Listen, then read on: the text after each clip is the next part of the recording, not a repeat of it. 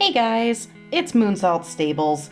I know many of us are stuck at home right now, and while we can't go out to live shows or other model horse events, we can always prep for them, and we can prep for the current photo shows that have been going on right now. So in today's video, we are going to go over some basics for model horse show documentations, including some do's and don'ts for said documentations.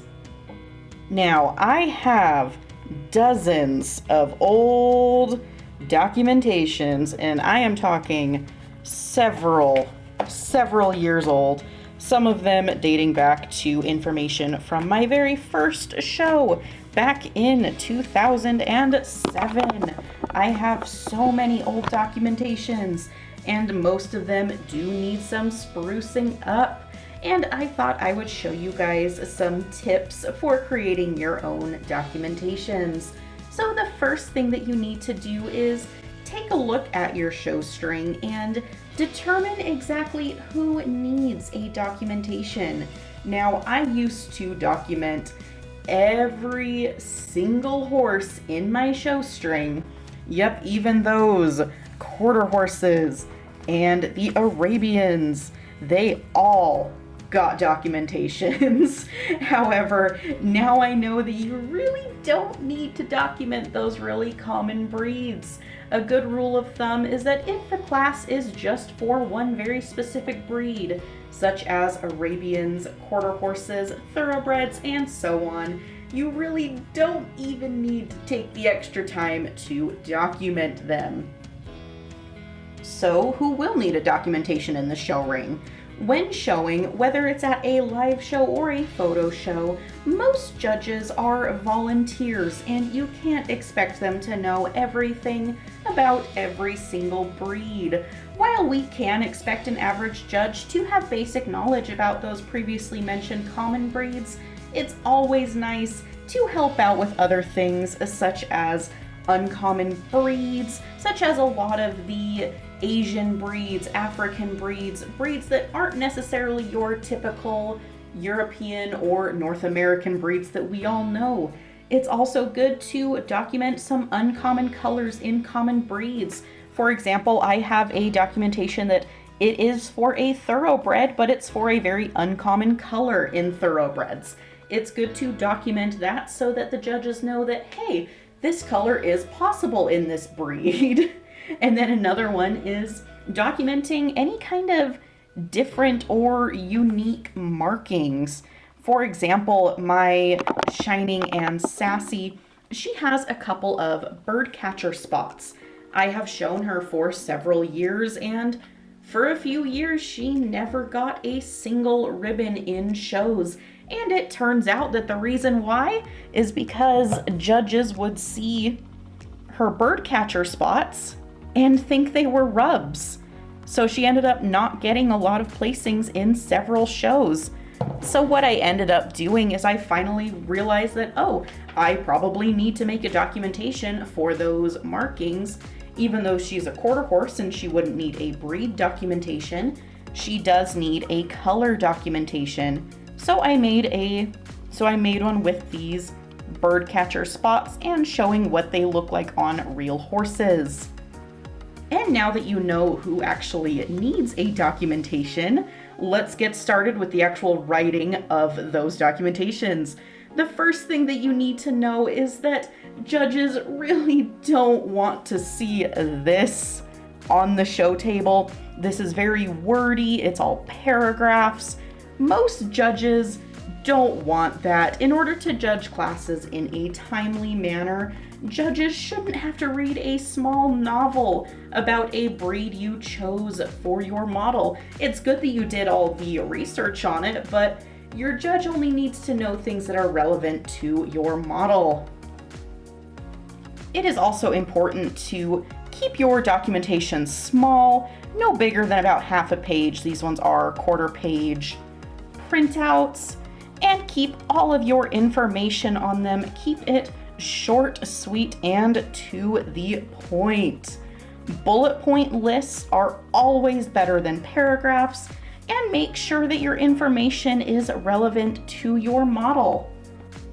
Now, just for an example of what I like my own documentations to look like, please note your documentations can look different, they can look the same, whatever works for you. I'm not saying you have to use my method, but these are what mine look like. At the very top, I start with the actual breed name. Along with some of them, I do include an origin. Now, I don't include an origin with all of my documentations. I mostly do it for breeds that don't originate from Europe or North America. More of the less common breeds are ones I will include an origin. And then I will also include the horse's height and the colors that a breed comes in. This is one that you do want to be careful on. Make sure that the colors you are listing is that your model is included in that color list. For example, this documentation is for my two-step, who I show as a Criollo stallion. And those horses, they do come in several colors, but the predominant color is dun, which is the color of this model. Now, for example, say if you were showing let's say a chestnut horse and your documentation does not include that the breed comes in chestnut, that can kind of be a negative on your documentation. You want to make sure you include anything that is relevant to your model. And speaking of that, that is where these other characteristics come in. You want to list characteristics that are 100% true for the breed, but are also true for your model, such as an arched neck, the straight or convex profile, and the thick mane and tail on my two-step. Those are things that are in reference to him, but also true for the breed. And then finally, you want to include at least one photo. Granted, on a lot of them, I will like to include at least 2 or 3 photos, depending on how much information I have. But the more photos, the better, and especially if these photos look anything like your model, that is an extra bonus. Now, while filling out your documentation, be sure to never include intentionally false information. This means that if you know a breed doesn't come in a particular color or pattern, or you know that the breed isn't supposed to have a full mane and tail, don't alter your information on your documentation to indicate otherwise. Always be sure to double or even triple check your information. Don't just copy and paste the whole breed characteristics section from Wikipedia. While Wikipedia has come a very long way in accuracy over the years, we don't want to accidentally spread inaccurate information. Now, fun fact, I'm gonna call myself out pretty hard here, but when I very first started showing back in 2007, I read in a book and I believed that 2 pintos could never produce a pinto foal, that they would only produce a solid colored foal. I believed that and included it in one of my documentations. I used this documentation. This is the same. I've updated the documentation itself to include a photo, but the actual information is the same as my show back in 2007. I used that for many years. And I do not like this one because it is very outdated and wrong information now. Regardless of how interesting a fact may seem, never include it in your documentation unless you can verify it through at least 2 or 3 different sources. And speaking of verifying sources, also be sure that all of your photos are accurate.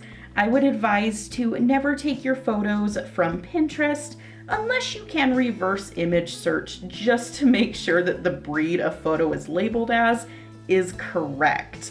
Pinterest is notorious for mislabeling breeds and colors. In fact, I have seen this particular photo right here of a paint.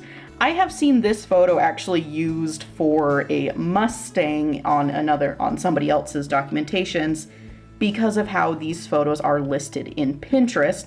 So at that point, I do need to double check this photo to make sure that it's actually a paint and not a Mustang or another breed. You always want to make sure to double check that. Breed registries are a safe source for photos, but you may need to dig just a little bit deeper for the more rare breeds. And we have successfully completed all of the information on your documentations. But now what do we do that we have these all written up? The next thing you need to do is to go and print them out. Be sure you use a high quality color printer. I personally do not own a printer, so when I need to print my documentations, I end up going to the library, FedEx, or sometimes I'll even go to Office Max when I need high quality prints. Once those documentations are printed, I do like to glue them to just some scrapbook paper. It helps them stand out a little bit on the show table, and it also keeps these documentations from bending or warping or just wrinkling over time. It just keeps them looking nice. Another thing that I see a lot of showers doing is laminating their documentations, which honestly, I love the look of laminated documentations. If I had more regular access to a laminator, I would definitely do that, and I would highly recommend it to anybody that has access to a laminator. And just remember, guys, a good documentation, it can make the difference between your horse getting a ribbon or just not placing, but a bad documentation, that can keep even a very nice model from placing. So take your time and do your research with these documentations. Doing research is a bit of a laborious process. It takes a while, but it's part of the fun in both live and photo showing is learning about these different horse breeds. So just a quick wrap up for your documentations. Make sure you don't make your documentation too big. Don't include intentionally false information, and please don't write in paragraphs. And with that being said, things you do want are, you do want to keep your documentation short, make it so it's quick and easy to read for the judge, make your information relevant to your model, and make sure you verify all of your information, verify your photos, make sure everything you have is correct.